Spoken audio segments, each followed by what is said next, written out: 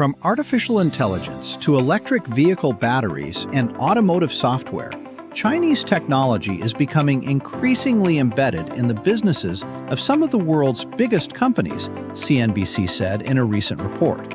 China's technological rise is shifting from low-cost manufacturing to scale, supply chain depth, and speed of innovation. Driven by these advantages, Chinese companies are becoming sources of technology and innovation that global businesses cannot easily sidestep.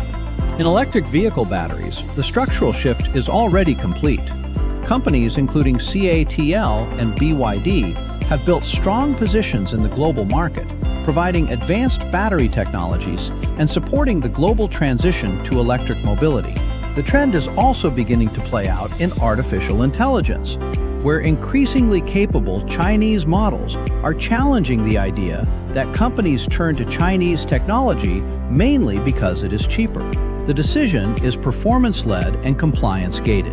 From EVs and batteries to AI and electronics manufacturing, China's technology is reshaping global supply chains and innovation flows.